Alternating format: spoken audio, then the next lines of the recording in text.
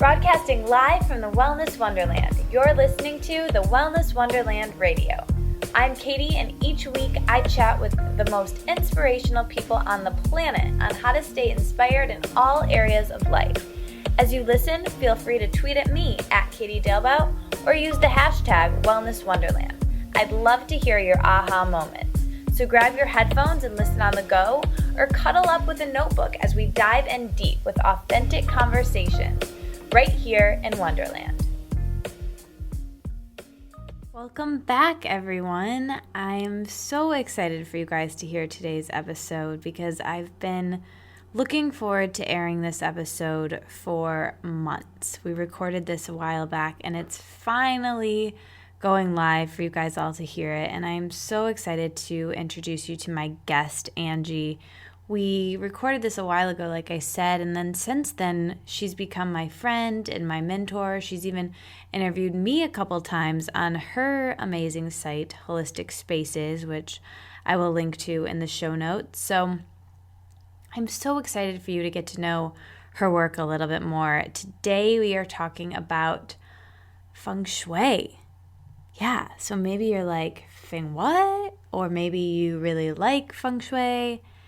Doesn't matter. This episode is going to be helpful wherever you're at with it, and you can apply the tools that we talk about in this episode to your life and really see dramatic changes. Like, I'm not kidding you. It makes a huge difference. I've been interested in Feng Shui for years. I actually took a college class on interior design that went into it quite a bit, and then I just was fascinated by it, so I did my own research. And then a mutual friend, Sasha Jones, who has also been on the podcast, you may remember her from season 1, I believe, she introduced me to Angie, and here we are. So you're going to learn so many cool things in this episode, and I swear to you, I'm not even exaggerating at all. So since we recorded, Angie has her first book out, which is amazing. She sent me a copy. It's called 108 Ways to Create Holistic Spaces, Feng Shui and Green Design for Healing and Organic Homes. So it's a really fun book, and I really like it because it's not only full of information, but it's really beautiful. And the design and how it's structured, how it's laid out, it's really user-friendly and easy to understand and easy to get through. And like I said, just really beautiful, which I always really, really appreciate.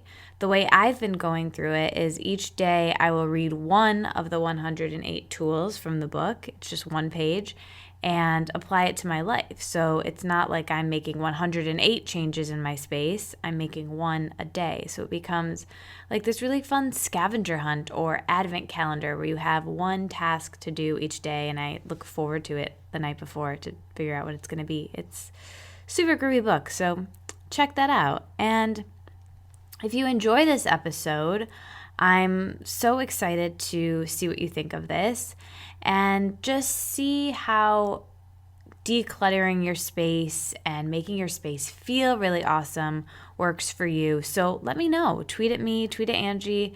I really want to hear how this has affected you. So before we get into it, couple of quick announcements. As always, leave a review on iTunes if you like the show. That would be so cool. I love hearing from you. And I'm going to be giving away a free copy of Angie's book to anyone who leaves a review. So leave a review and I'll be drawing someone to win a copy, which would be really cool. So leave a review, yeah. And also, if you want to talk to me on the phone privately, that's totally doable. I have about 2 spots open right now at the time I'm recording this for my private coaching. However, that changes all the time depending on my 3-month mentorship program and people coming in and out of that. So send me an email if you think that you'd be interested knowing more about me or my coaching. I would love to get to know you and tell you about it. And honestly, email me if you have any questions about anything you hear in Wonderland or anything you hear on the show. I love hearing from you guys. So my email's simple. It's just my name @gmail.com. So Katie Dalebout, and I'm not going to spell it because you guys can find that. It's also on my site. So yeah, so that's that. I'd love to hear from you. You can apply to my coaching program on my website. I'll put the link in the show notes. So if you're interested in that, that would be great. Also, if you want to support the show even further, you can always donate, which is a great way to support the show. The link to do that will also be in the show notes. And like I say every time, there's swag depending on which level of donation you donate at. So part of that swag is actually a free coaching session with me. So if you want to donate, cool way to do it. Also, supporting the show through the Amazon link is always helpful. You can just shop as you normally would on Amazon, or you could buy Angie's book, perhaps.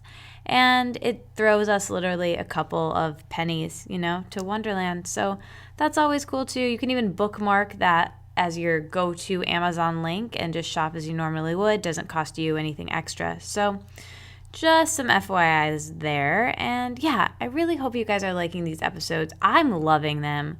I really am. I want to do this more frequently. I want to get back to being once a week. And yeah, so the more that we support the show, the more you tell friends about the show, the more bandwidth I can invest in to pump these out, right? And pump out the show and the show notes and the editing and all that goes into it. And yeah, I have so many on my computer right now. I should send you guys a screenshot of the people that I have just waiting to have their messages heard on the Wellness Wonderland Radio. So we've got someone talking about hormonal health, Elisa Vitti, if you know her, paleo for women. We've got a talk about sexuality and femininity and organization and business and relationships. And I just talked to Melissa Ramos about food and emotional eating the right way and just so much cool stuff. I can't wait for you guys to hear them all. I love podcasting so much. It's all I want to do with all of my time. So yeah, I hope you guys like listening and enjoy today's episode. Talk to you soon. Wonderland Radio. Today I am super excited to have Angie in Wonderland, who is a registered New York architect and Feng Shui interior designer.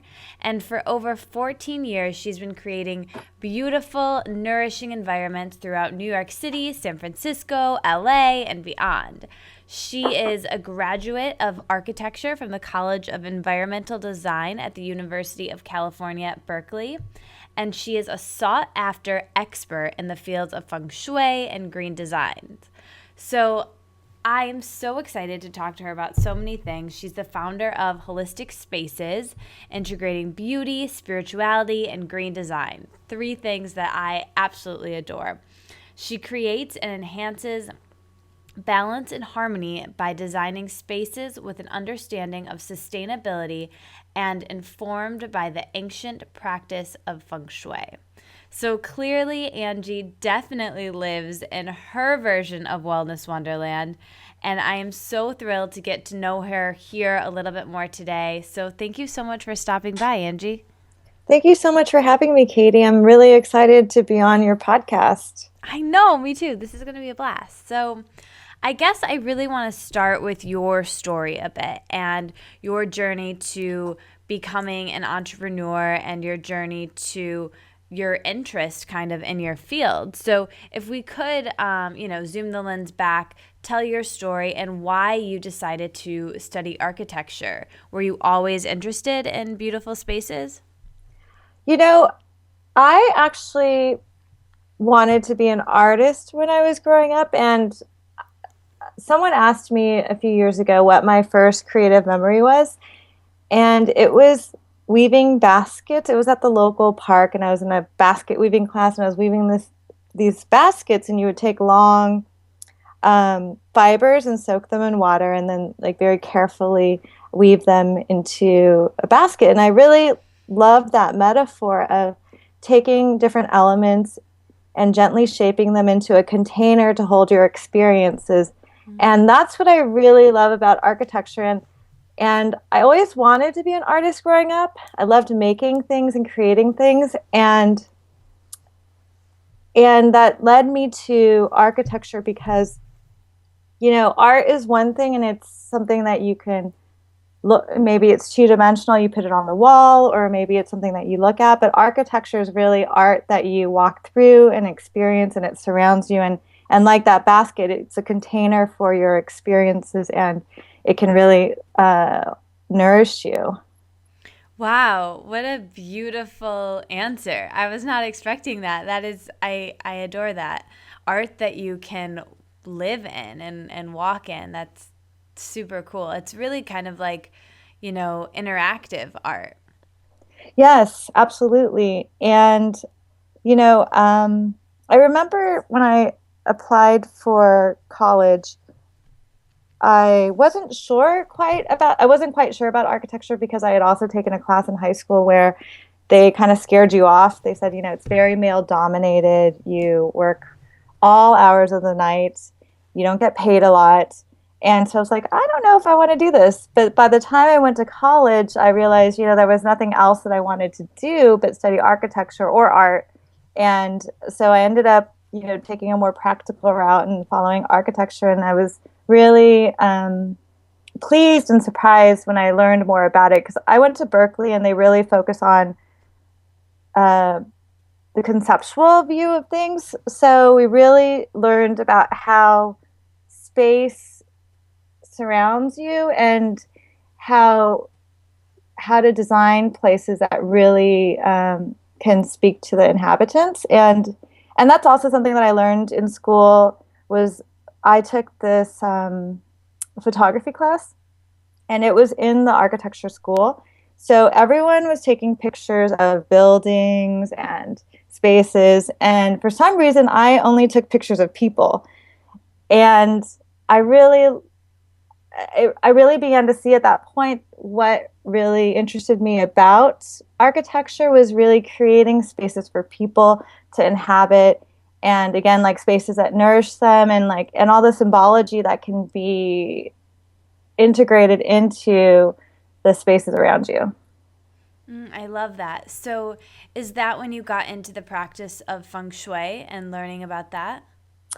No, that came later. So, after school, I graduated, I went into, I started my architectural career. I was doing a lot of commercial interior spaces, so office spaces. And I was really fortunate because it was during the dot-com boom. We were in San Francisco. So there was a lot of fun design to be had and a lot of money that people were investing in their spaces. And it was a really exciting time. And it was also interesting to me because it was my first full-time job, and going from, being a student and then spending so much time in a office, I realized, by designing offices, I really was doing a great thing. I was really touching a lot of people because people spend so much time in their workspaces. Sometimes they spend more time at work than they do at home, right? Right. So that was really great for me. And then I moved to New York and started doing residential spaces, which I really liked a lot too. But I think I was in California, so moving from California to New York, I think there was a big disconnect for me because I was always too fast paced for California. But then when I moved to New York, people were like, "Oh, you're so mellow," which is really, no one ever told me that before. But I really had to start to adjust to the differences between being in New York and being in California, where, California is, especially Northern California, is so beautiful and there's much more nature around you. And in New York City and Manhattan, you don't really have that much. And so I really had a hard time adjusting to New York City life. So I actually, I was, do you know about astrology? I was in my Saturn return. Oh, yeah. 29 and a half, right? Yes, I was I was in my Saturn return, and I went on a trip to Thailand, and I was in Chiang Mai, and I had my friend and I were out there, and we just kept running into this Reiki master. And so my friend was like, "Well, I want to get a Reiki session." And I didn't even know what it was. So I was like, "Okay, I'll do it." So I did it, and it was really a very emotional experience for me. And it really, I had like a huge epiphany that I needed to have more spirituality in my life. And also being in Thailand, such a Buddhist country, you're seeing all these beautiful temples and all these monks, and they're so spiritual there. So when I came back to New York, I started taking yoga classes and meditation classes. And then I really wanted to find a way to incorporate it into my work. So that's when I started to pursue Feng Shui. That's amazing. So with the practice of Feng Shui, could we get into that a little bit and kind of define it for people who may not be familiar, and also give people, maybe 3 ways they can incorporate it into their lives now? Okay, sure. So Feng Shui was originally developed in China, ancient China, thousands of years ago. But all cultures have some form of Feng Shui or geomancy, a way of looking at the land and looking at how to position yourself in the most optimal way to locate yourself. And thousands of years ago, that was really, you were really affected by nature and the directions that you were facing, where the sun would be, if there was a mountain behind you, if you're near water. These things were really important. So, and that's why all cultures have some version of Feng Shui. Like Indian culture has Vastu, and different Asian cultures have different forms of Feng Shui under different names. So Feng Shui really is about looking at your environment around you and really looking at how to see your environment in such a way that you could shift it to create an optimal energy flow. That's what most people think it is, like moving furniture around to create the best flow of energy. And that's part of it. But it's also about recognizing that we're not separate from our environment and our living spaces. It's really just an extension of what's going on inside.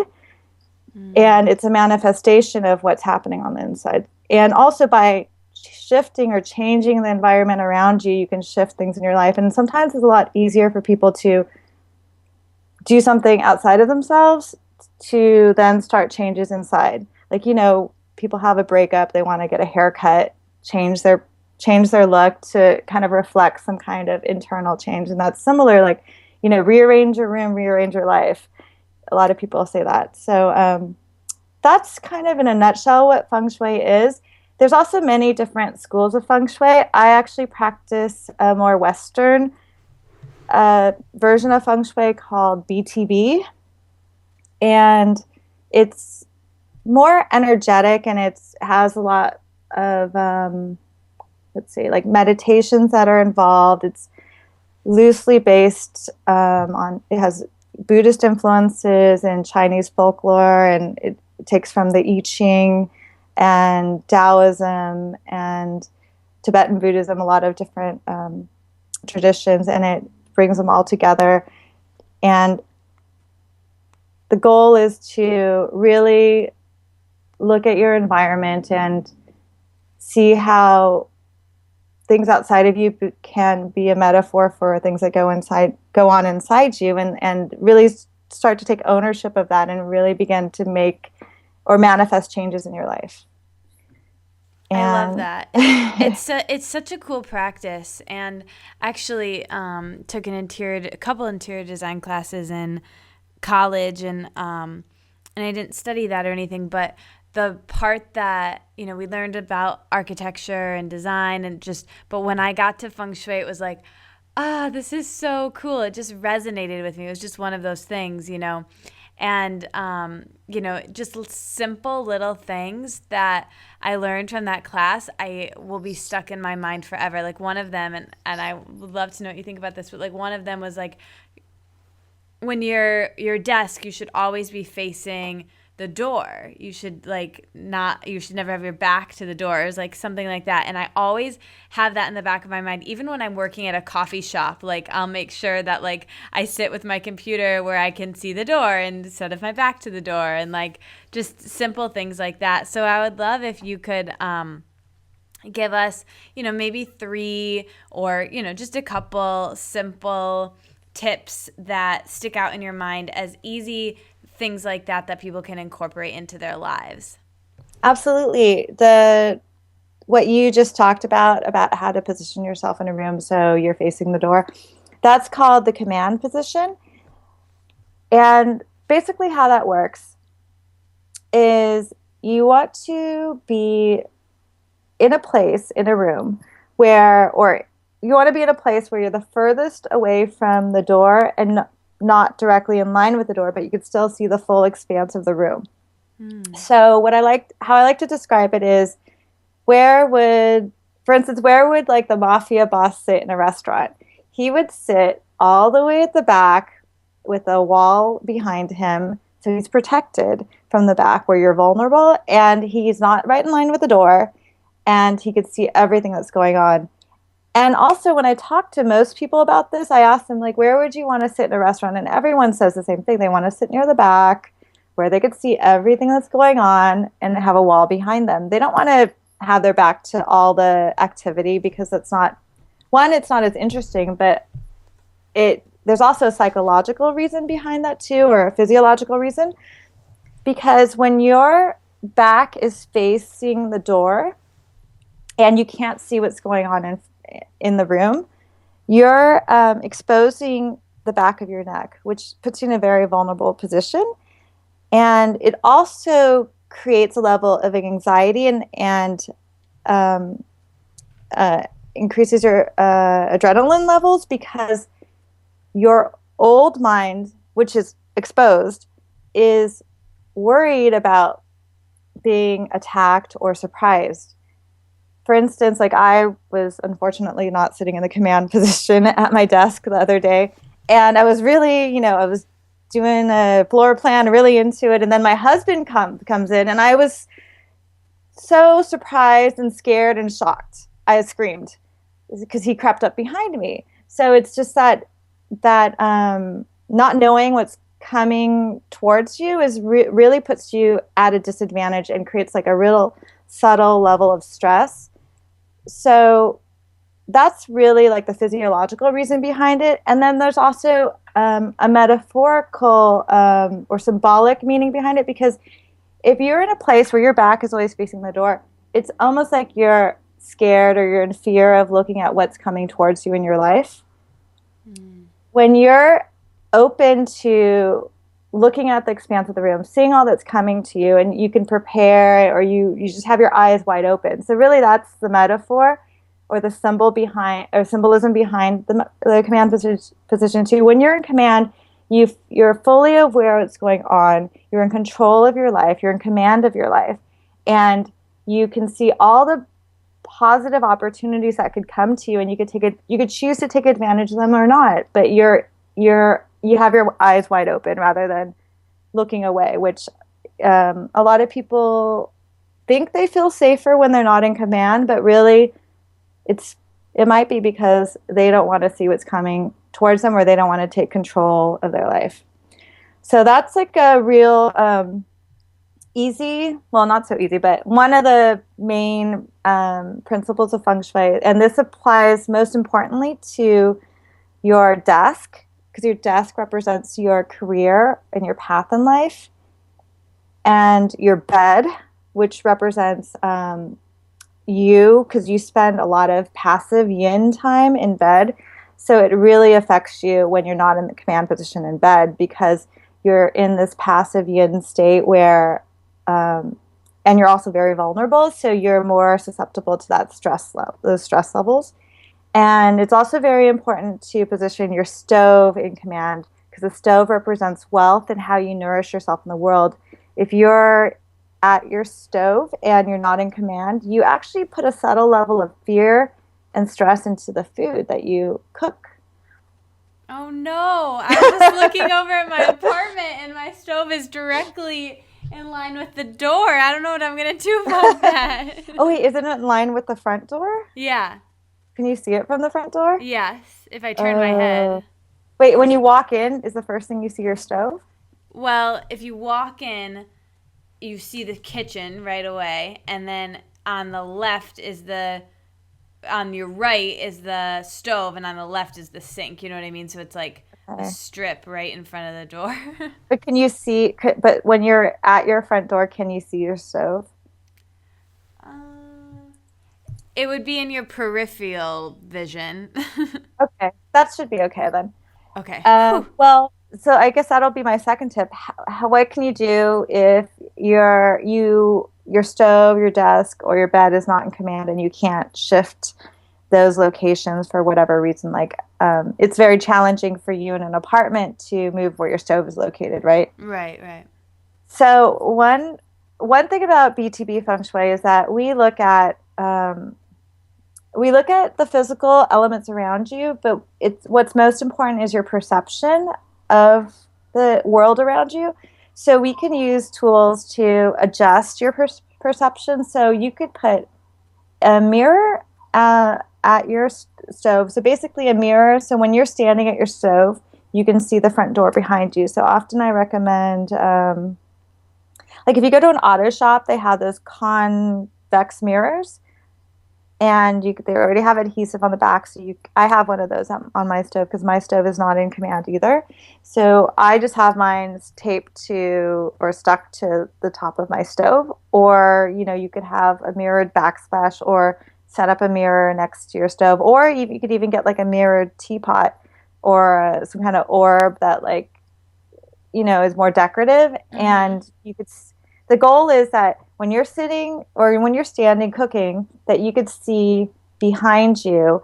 And that way, if your subconscious knows that when you are doing something like cooking and, nourishing yourself by cooking or even boiling water, you can, if you heard something behind you or something came behind you, you're in control of the space and you could see what's happening. Nice. I love that. I love that, we're not screwed. There's things we can do. Yes, and that applies for your bedroom too. So if your bed's not in command, you can position it should be like one of those standing mirrors that you can move around, and just test it out, get in bed, and make sure that you can, while you're laying comfortably in bed like you would when you're sleeping, that if you just look up without turning your head or anything, you can see the door in the reflection of the mirror. So good. I feel like every apartment complex and every office and everything should have to consult this stuff before they build it to make things like the stove easy for us. I know. Well, they should, but they don't. And, I'm an architect, and I was never taught these principles. And it's interesting. Someone asked me recently if it's because a lot of it seems like it's common sense. And she's like, well, if it's common sense and you hire a good designer or architect and you have a good team on board, what don't they have enough common sense to design it the right way? And I said, well, you would think so, but as we all know, we especially as Westerners, have really lost touch with our intuition. Yeah. And with nature and with the cycles of nature, and we just don't even know how to recognize that uncomfortability anymore, or it's hard for us to recognize when things are in tune or are supporting us. We really have to relearn that because we've been conditioned to ignore those signals.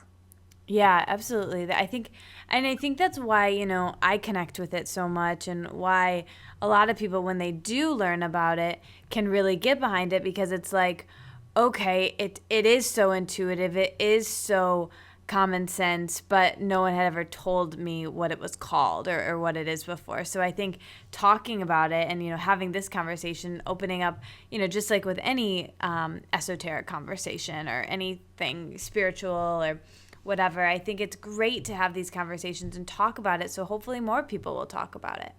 Exactly, because the thing was, when I started learning about feng shui, it was really amazing to me that I had for so long not recognized so many connections to things, and the symbols and meanings behind things. Of course, for instance, red represents fire, and that can create passion, and having that around you can change the way that you interact in the space, interact with people, because also scientifically the wavelength of red, the color red, is different than other colors, and that affects our eyes differently. So it really, all these things that we see in our world and put in our built environment all affect us because they're all vibrations just like we are. Yeah, so interesting. So we'll get more into tips on Feng Shui, but I want to ask you about clutter and get into that conversation a little bit and why clearing clutter is so essential, and maybe some Feng Shui or just general tips there you might have for people. Sure. One of my teachers, she likes to point out, well, people get very obsessed with clutter, and it's really a modern day problem, right? Because people didn't have so much stuff. We have a lot of stuff, and people didn't have enough stuff to have clutter back when Feng Shui was developed. But so I always impress on people that they should give themselves a break about clutter sometimes, because I see so many people that they're so embarrassed to have me come into their home. They're like, oh, I have so much clutter. And I go in and I'm like, this is fine. And of course, there are people that like have problems, and there's hoarders, and there's people that have extreme problems as well. And that's a whole different story. But for the average person, there's different types of clutter. And when clutter is only a problem if it's creating a blockage for you, if it's creating an energy blockage. And the way you can tell that, how can you tell? Well, it's something that you have to judge for yourself. But for instance, let's talk about closet clutter, right? Right. So I don't know about you, but I have a lot of stuff in my closet all the time. And I'm always, I always have some clothes in there that like from years ago that I want to fit back into one day. And then some clothes that are in disrepair that need mending. And then, the clothes that I always thought I would want to wear, but I never wore, that don't really resonate with me for some reason. And then there's the stuff that I wear. And it was interesting that I think I decluttered my closet last year. And I really created space, because the metaphor is that once you create space in the universe, or space in your closet, or space, in some other place in your life where you have a bit of clutter, you actually create a vacuum for the universe to want to fill again. And if you have a full closet, you have no room for anything else in your life. So I think, you have to be the judge of your clutter. But if you think that have so much stuff, like for instance in your closet, so much clothes that you don't have room for anything new, you're telling the universe, I'm full. I don't need anything new in my life. I don't need any new opportunities. I don't need anything, any new options. I don't need no new people or a new relationship, whatever it is. You're saying, so I'm stuffed. I love this. I just want to highlight this line because I think that's so important for people to take away. So good. Keep going. Well, and also, so I was talking about the different types of clothes. So yeah. I realized, okay, I have some clothes in there that I should just let go of, because I'm not going to fit into them ever again. Or if I did, it doesn't matter. They might be out of style, and you could buy new ones then. Exactly. Or things that maybe this was expensive. I don't want to get rid of it, even though I will never wear it again. And with the clothes that don't fit, I know like a lot of magazines or people give advice like, oh, you should hold on to that one pair of that one pair of jeans that you want to fit back into. But from my perspective, you don't want to hold on to that, because it really makes you hold on to this idea of what you want to be. And in turn, you hold on to that weight too that you want to lose. Yes. Or as Sasha would say, who you just interviewed, she says like you want to release the weight. Right. Instead of lose it. But I think that, having those things in your closet are constant reminders and hold you back and cause you to hold on to things so tightly that you have no room for anything new for the universe to present to you. So I really encourage people to, let go of those things that are no longer working for them. Also, like, I think at some point this was before I studied Feng Shui, I remember I had a lot of magazines cluttered up in my room, and this is when I had roommates, and they were all in my bedroom. And every time I looked at them, I felt guilt, because I was like, oh, that's the pile of magazines that I always want to read, but I never have time to read. And now it's just an eyesore. It's piling up, it's growing. And then every time I saw that, there'd just be another layer of guilt. And there's so much energy that we put into it, and you don't even realize how much energy is going into ignoring that too. Yeah. So, and I know I know people understand that, well, maybe they don't. Like with fear, when you're scared of something, you spend all this energy not thinking about it, where if you just addressed it, you would be able to take care of it and release it and then have so much more energy. The same goes with clutter. When you see this like pile of clutter that you're not addressing, and you see that every day, it's just a subconscious reminder, and it just weighs on you more and more and more. And it's very tiring to have a lot of clutter around you for a few reasons. One is because your mind already knows, your subconscious knows it's there without even seeing it. So you already have like a part of some of your energy is already allotted to suppressing that recognition of that clutter, right? So you're so tired because you're just spending you're using all your energy to not think about it. And then in a energetic, like physical energetic way, like Karen Kingston, who's a famous Feng Shui consultant, she talks about how the energy or the chi around clutter is very sticky and thick. And so I think that also in a physical energetic way creates sluggishness, and it doesn't allow the chi to move around your home and around your spaces to really nourish and support you. It just gets stuck and stagnant. So in that way, it also creates, it perpetuates more stagnation, and it slows you down and then sucks your energy away. So good. I love that we had that conversation. And I'm super big on clearing clutter and how it can really, really just be the thing that you need to release to take your life to the next level. And this is something I really learned for myself. I didn't grow up this way at all with the way that I lived, but that you mentioned Karen Kingston and her book, Clear Your Clutter with Feng Shui, which I highly like could not more recommend. It was like so good for me. And one of the things in there that she gives is kind of like this test, and you probably know about this, Angie, but she says when you look at an object, and you can apply this to clothing really easily, I think, but any kind of object, even if it's like a souvenir from a trip you took that was a really fun trip, but even if you look at it and in that moment it makes you feel anything less than like excited and happy to have it, or if it just brings up any type of emotion that's not great,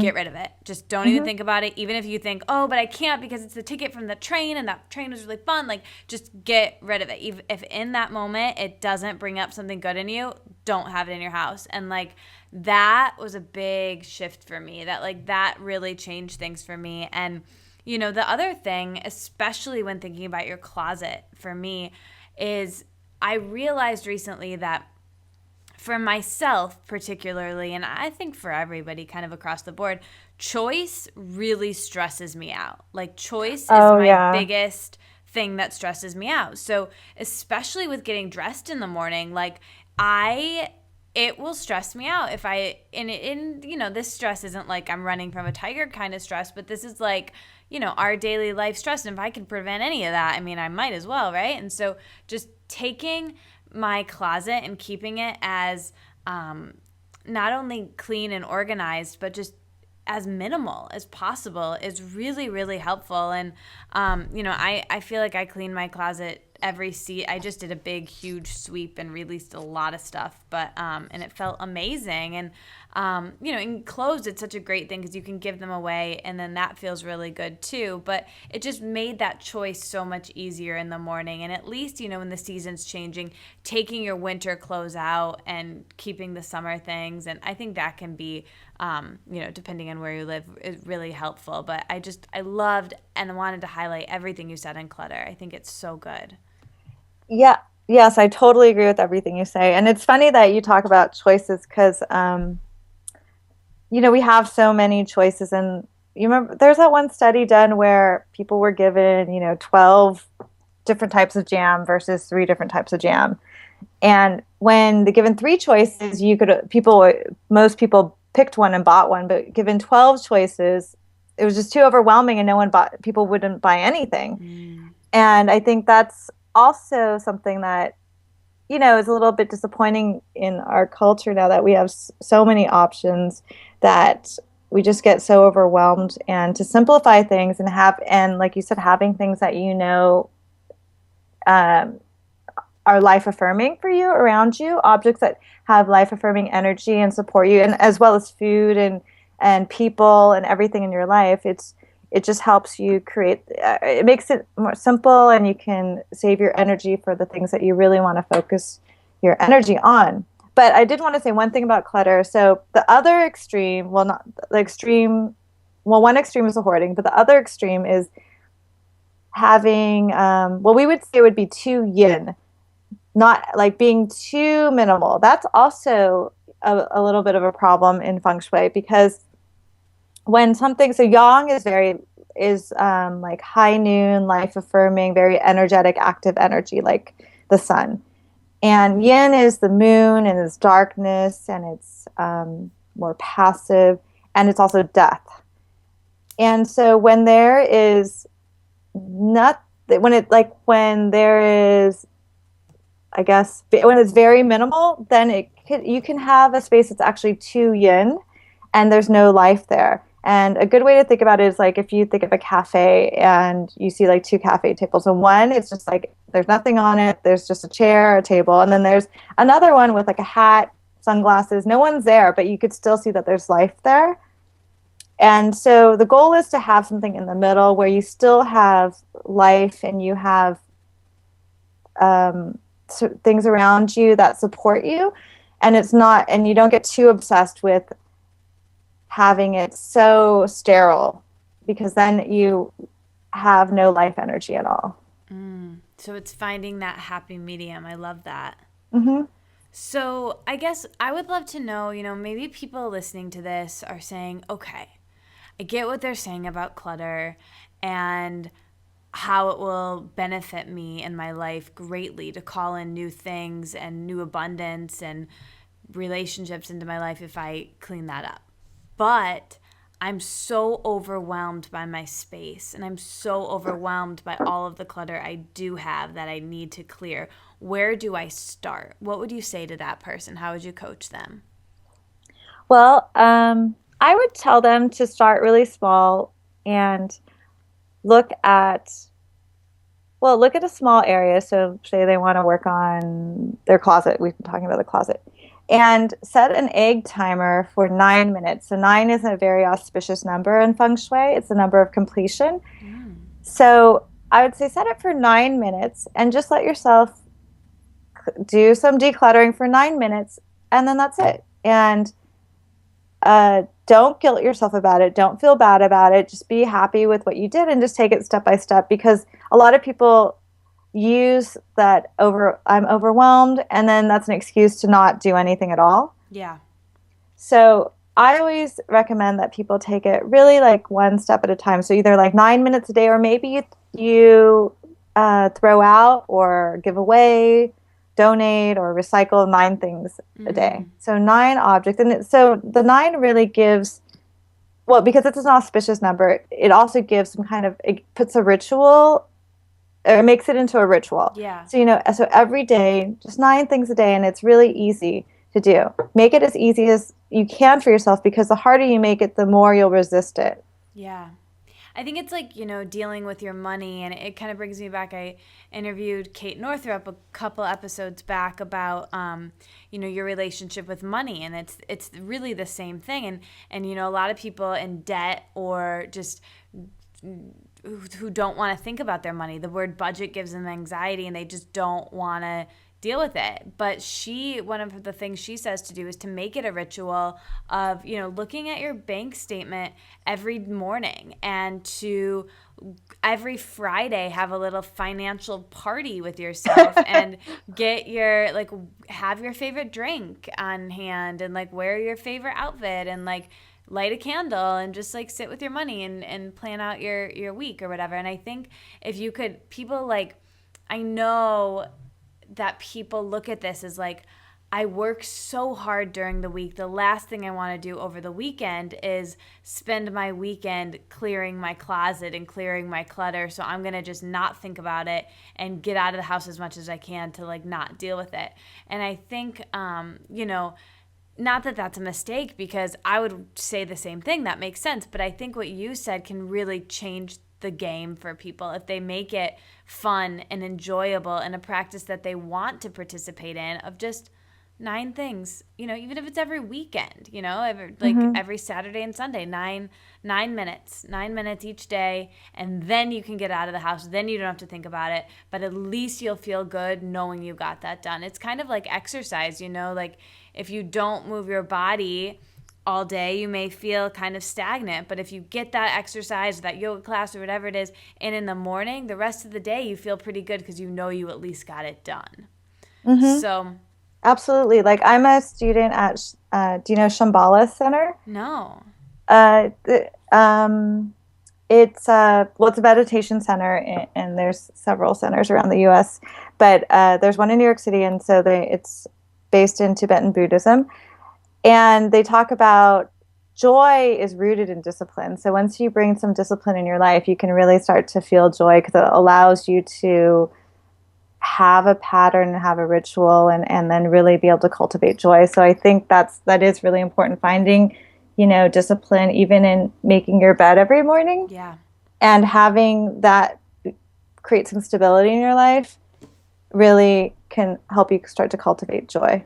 I love that conversation of discipline, because that's something that I was actually just thinking about and journaling a little bit about this in my own life. Like, I had a practice that I wanted to put into place, a new habit I wanted to create.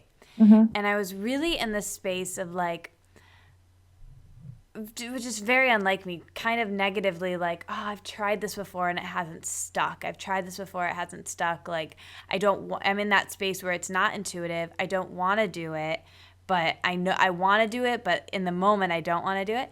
And I was thinking about all of these other things in my life that I have the discipline to do, no question, but I also don't really love it. Like, I don't love brushing my teeth, but I never miss a day. It's not like my favorite thing on earth. And even there are some nights where I'm like, I don't want to do this, but I always do because I know in bed I'll feel gross and have to get up if I don't, So it's like, it's so funny if you can like kind of think, like I never miss a day of making my bed, but like, if I think of it, it maybe isn't my favorite thing. But if you can take these practices and make them really enjoyable, like when I brush my teeth, I always listen to a song. Like I think I heard once that you should brush your teeth as long as a song, like 3 minutes or something.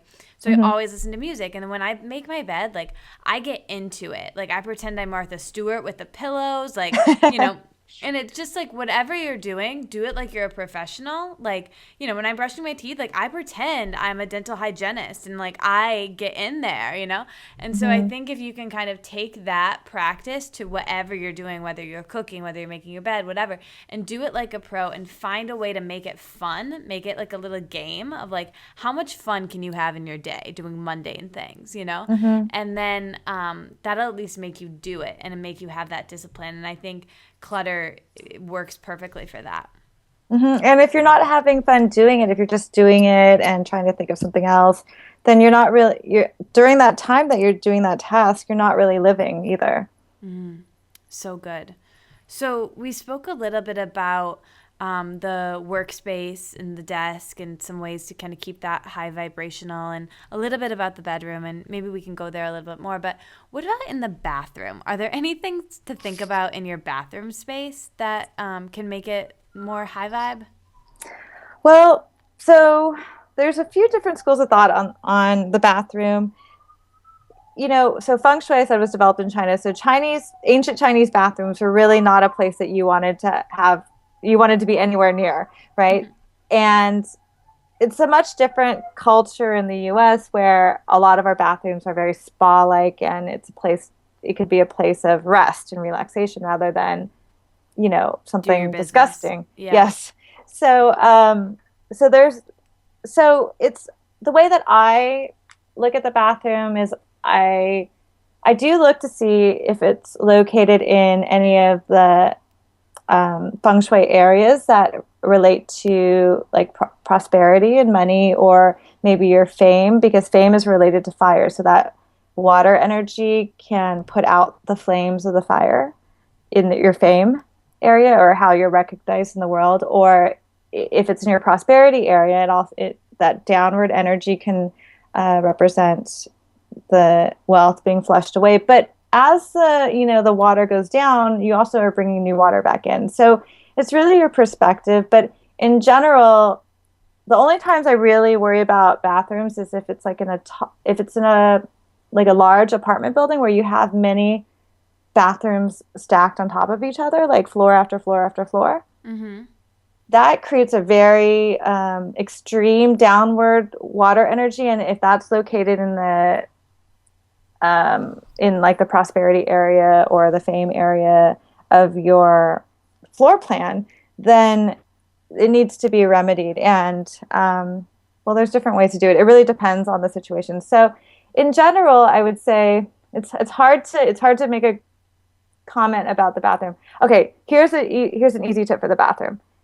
Always keep the door closed, and also always keep the toilet bowl cover shut. Mm. Because that helps prevent that things from the energy from being flushed down. But also in a very mundane way, it keeps everything. When you have your toilet seat up, then there's more moisture in the bathroom and more mildew can develop. And also when you flush the toilet, everything goes everywhere. So it's always good to close the top. And also keeping the door closed keeps that energy from going in there and going down. That would be my general tip, but it's a little bit more complicated than I can explain to you. No, that's good. I like that. I like that simple thing, just of shutting the door. I don't you do that, but I'm going to now. Mm-hmm. So we spoke a little bit about the kitchen with the placing of the stove, but what about kind of like top line, like you did with closing the door for the bathroom? Are there any things to think about when you're in the kitchen? Just because there's so much energy that goes into food and there's so much time and love spent in the kitchen, could you talk about any simple things people can apply in that space? Yeah, one thing I'd like to share with people is I said that the stove represents your prosperity, your wealth, and how you nourish yourself in the world. And because if you can, well, one, if you bring in money, you can feed yourself. But also, if you can feed yourself and stay healthy, then you can, gain more money and prosperity in the world.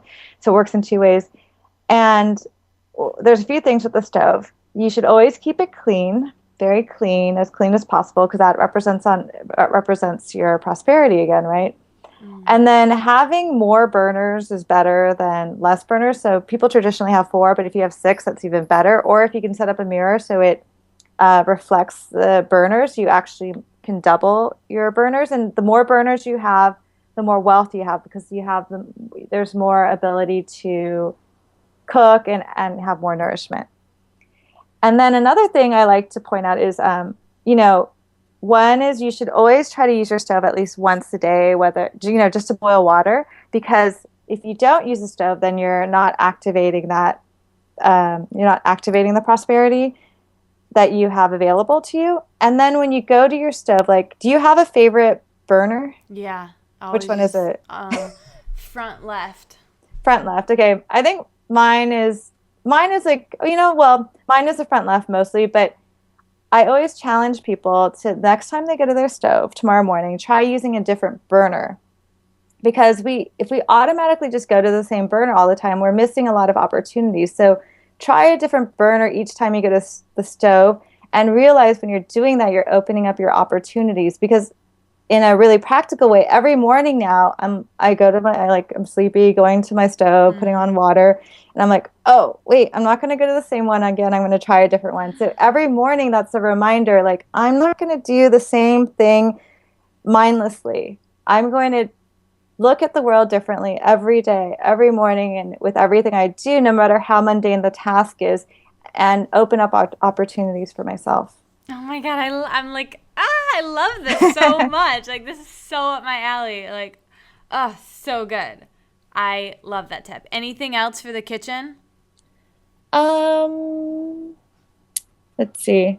No, but you know what? I wanted to say something about money since you mentioned money earlier. One Yeah. way that we look at money in feng shui is um, money will treat you the way that you treat it. Mm. So one way you can look at, or you could be more conscious about how you are with your finances is to look at your wallet. Now, I always make sure that all my bills are organized, they're all facing the same way, and I always put the big bills first. So I see the larger amount first. And then I always like make sure they're all straightened out and in order because if you're jamming like all your dollars and stuff in your wallet all the time, I mean, you're not treating your money very well. And also, you don't know what's happening with your money. You could lose it really easily and you're not respecting it. But if you spend the time to organize your money, treat it well, and and always put the best first, it your relationship with money will start to shift. And we also say to get if possible, get like a new wallet. I don't get a new wallet every year, but I get I noticed a But big it's not difference. like beat up and Yeah, that's nice that falling you're getting, apart. yeah, like if you want to get a nice wallet, get that nice wallet you've been wanting and know that this is like a treat for you, but also it's like, I'm really going to honor my money, put it in a nice place, take care of it. And, when I'm like, I'm going to splurge on this nice, like, Chanel wallet or whatever, or Gucci wallet. And, and I'm going to put my money in there nicely and I'm going to pay attention to it and keep it nice and organized. And, you really your relationship with money starts to shift and more wealth starts to come to you. Yes, I'm so glad you mentioned that. Abundance breeds abundance, and that's such a great, great, great tip. So, I'm adoring these tips, so I have to go back to the bedroom really quick and make sure we didn't miss anything in there that we should think about, and that space that we spend probably the most amount of time in. Because, and then, like I said earlier, a lot of Yeah. passive time because your bedroom and your bed actually represents you because you spend so much time in there. So a lot of times we say in feng shui that if you want to do any adjustments, start in your bedroom because it's the closest to you. So That's why the mhm, closet might be so good to start with because mhm, it's typically in the bedroom. mhm. And well, also I like to ask people what's under their bed. So what's under your bed, Katie? One little box of sponge rollers for my hair That's good. that That's I've had good. forever. Well, for your bed, it's really good to have open and clear underneath so that she can move around you easily, can flow Okay, around you I'll easily move when you're those. sleeping. Well, that's okay. I think one box of rollers is fine. But Yeah, but some I might as well put them in the closet. I've got that's space true. now. Well, some people like they'll have pictures or like pictures of their exes or love letters from their exes, and it's all that energy from you were talking about like having things around you that bring up positive Yeah. memories or positive feelings, like having that underneath you and anything that has any kind of negative connotation or anything sharp and having that under your bed is really just subconsciously that energy is just like you're absorbing that energy all the time. So it's really important to look under your bed. If possible, try to keep it clear. Like I'm in Manhattan, no one has any space here. So, I do my best with my clients. I say, do your best if you have to have stuff under there. If possible, keep it soft, keep it like bed related, like pillows, blankets, and um, and also like things under your bed can represent subconscious blocks in your relationships. So interesting. It's like the princess and the pea. Oh, I don't know that story. Oh, well, never mind. That'll take us all day. Okay. I'll Okay. tell you after. Okay. So I guess now I'm obsessed with your tips. I could literally talk to you all day, but I want to get personal with you and ask you kind of about your life. And so I would love to know your favorite part of the life you've designed for yourself and being an entrepreneur. Well, my favorite part is just working with my clients. I really love creating beautiful and nourishing spaces for my clients. I love talking with them. I love seeing what they need and sharing my knowledge and helping them manifest a beautiful home or business, because really when everything is in disarray around you, it's so hard to feel like in harmony with yourself and with what you're doing in your life. So I really, really love that. I don't know, I feel so lucky that every day I can work with people that I really love to work with. My projects get better and better every day, and I get to study what I love. I study yantra painting, I study meditation, I study Feng Shui, I study about sacred geometry, I study, and I incorporate all of this into my work, and I just feel really lucky that everything I do I love to do. I think that's everybody's goal. I love that. So what advice would you have for budding entrepreneurs or people who want to be entrepreneurs?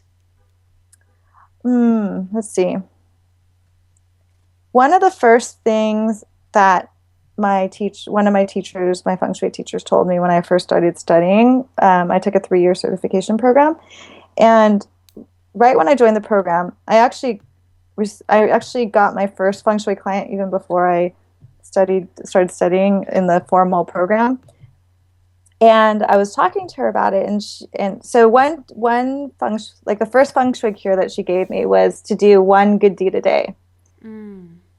And that was really an interesting thing for me, because I was like, well, I think I'm a really good person. I do lots of good things all the time. And then it really started to make me think, like, is it something that, does it count if it's something I would normally do? Does it, do I have to pay? Do I have to donate money? Does it have to be about money? Like, what does it mean to do a good deed? And it's such a simple thing, but it could be very complex. And the reason why she gave that to me is, she said that, we start to hold things so close to us, especially when the economy was really bad, people were holding things so close to them as tight as possible. They didn't want to give away their money. They didn't want to buy anything. They didn't want to give anyone anything. And by doing one good deed a day, you're putting positive energy out into the universe. So, and then you receive that back. And what I ended up figuring out was that my good deed was to open doors for people. So I would run ahead of them and open the door for them. And that was my thing. And then one time, someone opened the door for me and I was on the phone, and then she totally yelled at me. She's like, "You're welcome." And then I felt really bad. And then I said, "I'm really sorry. Thank you so much." I was on the phone, and then she was still nasty to me. And then she ruined my day.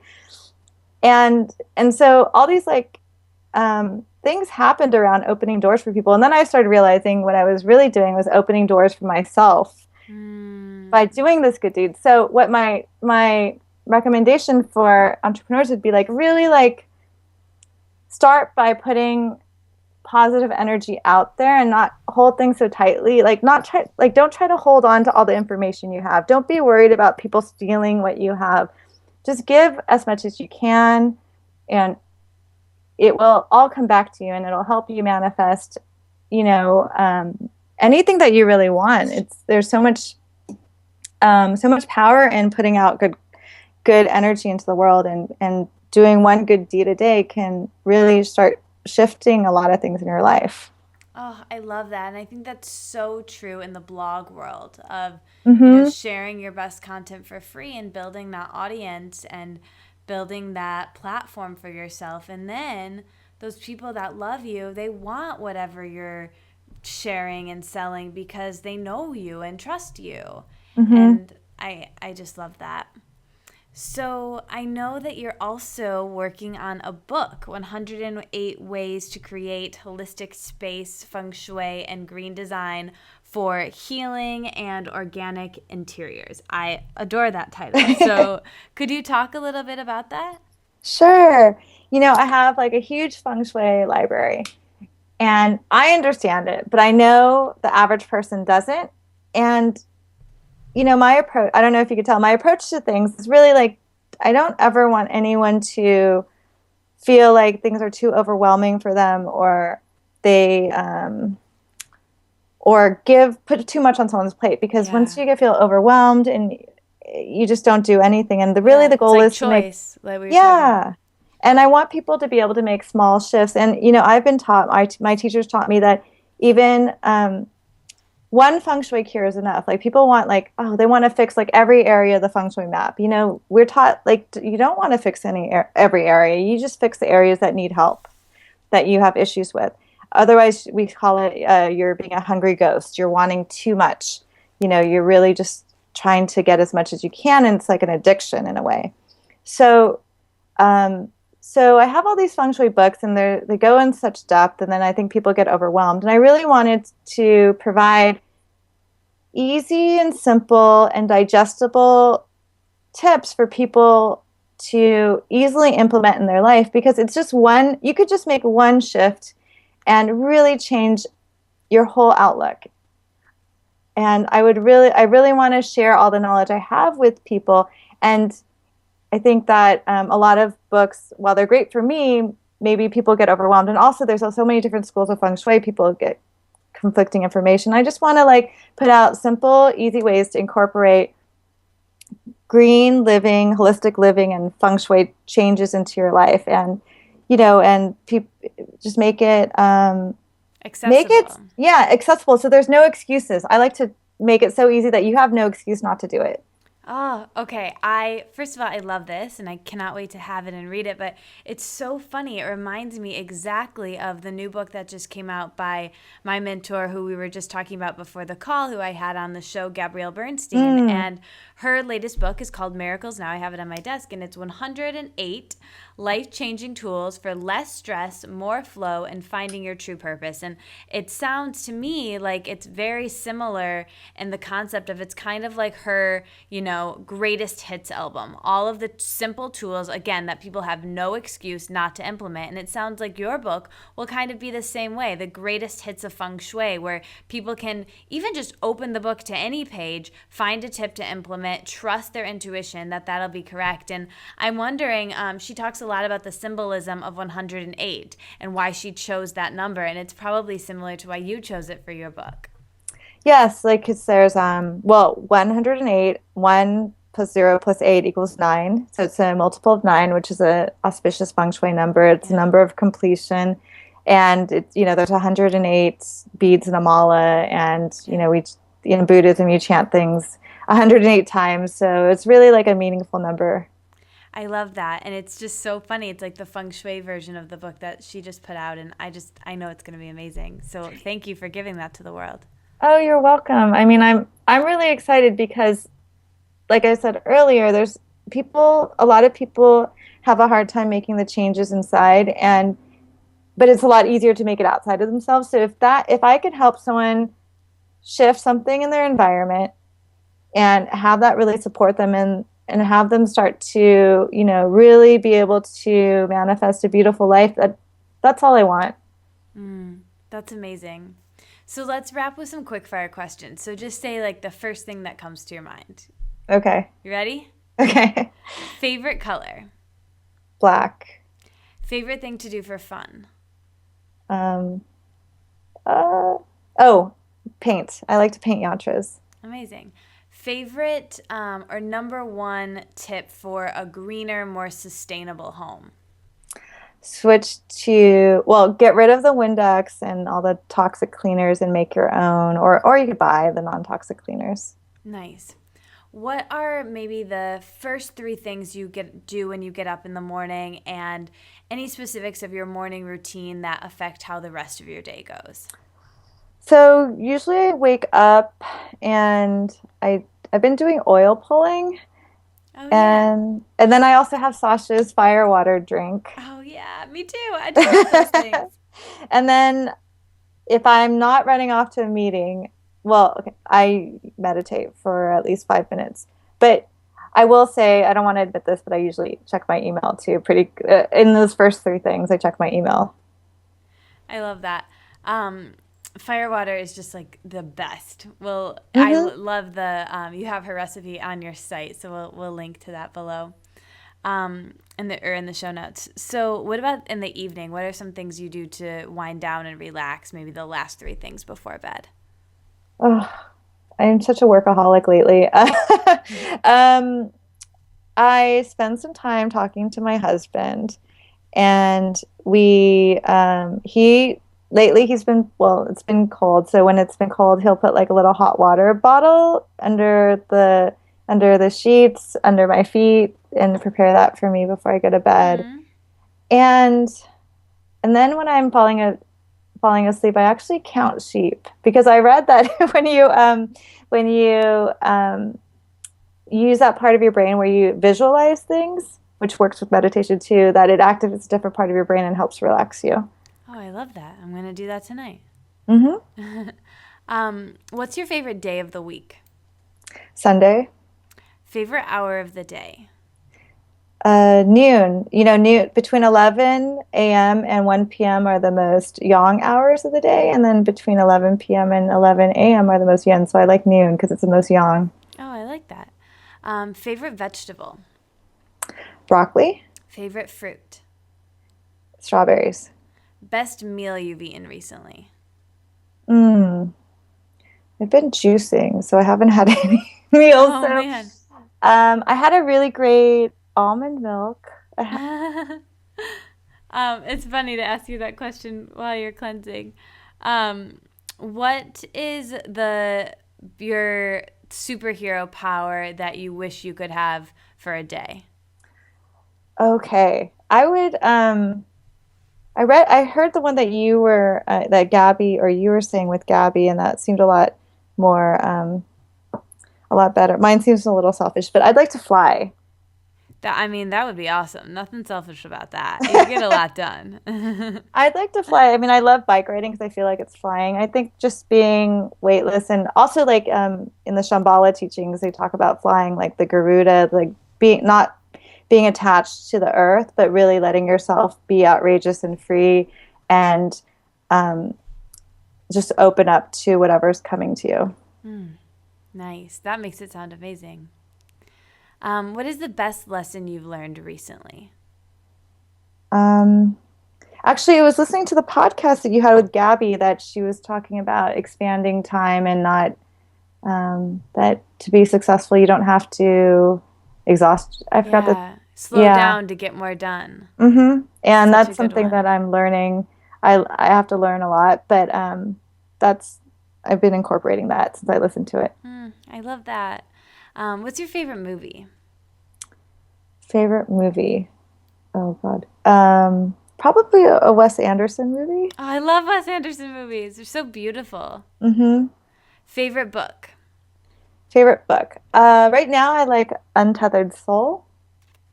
Have you read that? No, but I think I've heard of it, or it sounds familiar. I'll have to check it out. I think it's Michael Singer. It's very good. Cool. Favorite song? Favorite song? I'm really into Blonde Redhead lately, so I've been listening to Silently a lot. Nice. Gonna have to check that out too. So, what are you most excited about in your life right now, and where can people find you? I'm really excited about my book. I'm also really excited. I'm going to start a store with my sister. It's going to be the Holistic Spaces store. Oh, cool. An online store. Yeah, we're going to create products to create a holistic space in your home. So we're going to, Yay!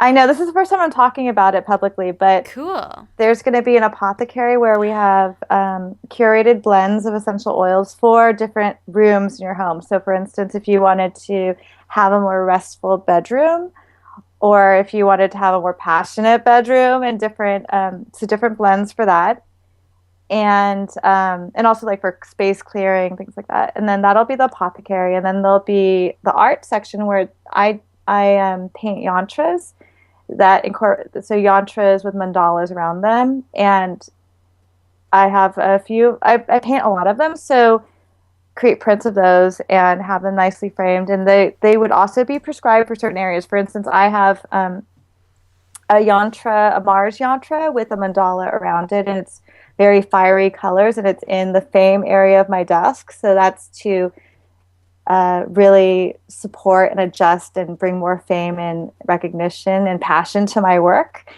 So, that sort of art. So it's very sacred, spiritual, meaningful art that's prescribed for certain things. So they're feng shui adjustments. and also very highly well-designed feng shui adjustment tools, because I think there's a lot of feng shui adjustments out there, like objects, but they're not like, oh, they're sometimes very Chinese looking, or they look cheap. And I really want to create a line of feng shui objects that are very beautiful and maybe more Western, maybe more modern, that really just fit in with anyone's home, and also make it really easy. So like, provide everything you need. You need the red string, you need the hook to hang it up. And so, so it's easy for people to really implement these feng shui adjustments in their life. So good. I cannot wait to shop there.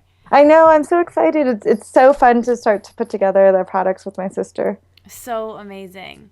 So as you know, the name of my blog and this podcast is The Wellness Wonderland. So when I offer that term to you, to live in a wellness wonderland space, what does that mean to you?